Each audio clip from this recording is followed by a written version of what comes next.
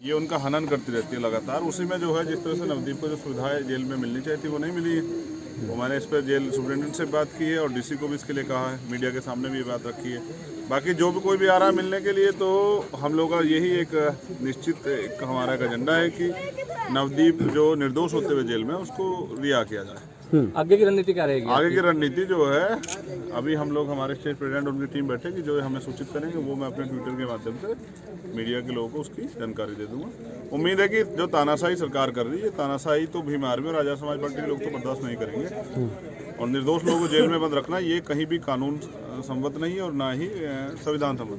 आप तो इस बात को बहुत अच्छी तरह जानते हैं, क्योंकि आप तो कई बार जो है ना संघर्ष करते हुए, या वो दिल्ली रहा हो या कोई और जगह उत्तर प्रदेश हर जगह पे आपको अरेस्ट किया गया, तो आप तो उसमें बहुत ज़्यादा परिचित हैं जो प्रशासनिक कार्यवाही है। देखिए, जब जनता जो है सरकार की को पे ध्यान नहीं रखती है, यानी कि सरकार पे नज़र नहीं रखती है, तो सरकार तानाशाह हो जाती है।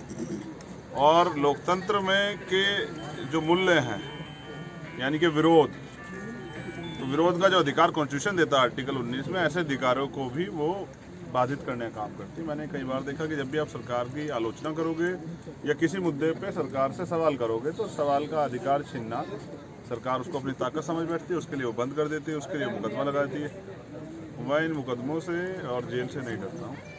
जब भी अन्याय होगा तो मैं बिल्कुल अन्याय नहीं सहूँगा और मैं लड़ूंगा, विरोध के अधिकार का प्रयोग करूँगा। और मैं सरकार को उनकी औकात बताना भी जानता हूँ। लोकतंत्र में जनता मालिक होती है। अब जो मुख्यमंत्री यहाँ हैं वो जनता ने चुने, और इस जनता से वो नहीं भाग सकते। इनके सवालों पे बात करनी पड़ेगी और उसका जवाब भी मुख्यमंत्री को देना पड़ेगा। एक सर 2 मिनट के लिए कुछ राजनीतिक सवाल मैं पूछना चाहूँगा आपसे। उत्तर प्रदेश में चुनाव हैं अब 2022 के अंदर जी, तो क्या भीम आर्मी इसमें कंट्रीब्यूशन करेगी चुनाव के अंदर? जो कुछ होगा वो आपको सूचित किया जाएगा। क्योंकि आजाद समाज पार्टी ऑलरेडी एक चुनाव लड़ चुकी है। बुलंदशहर का जो चुनाव हुआ था वो बिहार में चुनाव लड़ी है, मध्य प्रदेश में चुनाव लड़ी है। अब जहाँ पार्टी किसी और काम के लिए तो नहीं बनाई है, पार्टी तो इसलिए बनाई कि चुनाव में जो है पार्टिसिपेट किया। राजनीतिक पार्टी का विकल्प है अपना, अब खुद का जो है तैयारी है। देश के करोड़ों जो दलित या पिछड़े वर्ग के जो नौजवान हैं, माइनॉरिटी के जो नौजवान हैं, जो कुछ अच्छा करना चाहते हैं, जहां अमीरों को चारों तरफ तमाम पार्टियां अमीरों को राजनीति कराती है, तो गरीबों की राजनीति करने के लिए एक प्लेटफॉर्म चाहिए था। जब मेरे जैसे व्यक्ति को नहीं किसी दल ने मौका दिया, तो फिर और नौजवानों कौन देगा? तो मुझे लगता था कि मुझे जो सेम विचारधारा के दल है, मैंने उनसे प्रयास भी किया था। जब उन्होंने मेरी बात नहीं मानी, तो मैंने नौजवानों को राजनीति कराने के लिए, और ईमानदार लोग जो संघर्ष कर रहे हैं वो सदन में जाएं, वो पंचायत से लेकर प्रधानमंत्री तक की दावेदारी पर काम करें।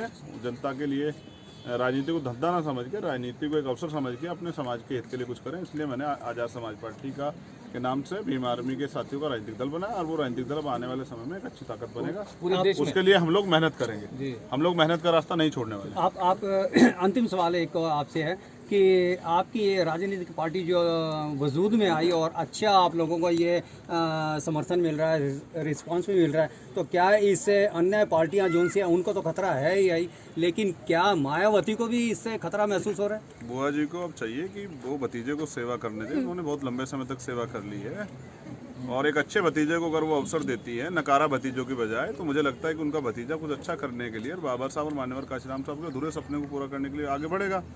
दूसरी बात यह है कि जैसा आपने कहा कि ये मेरा राजनीतिक दल नहीं है, देश के शोषित वंचित समाज का, जिनके अधिकार छीने गए, उनका दल है, और मैं इसका एक छोटा सिपाही।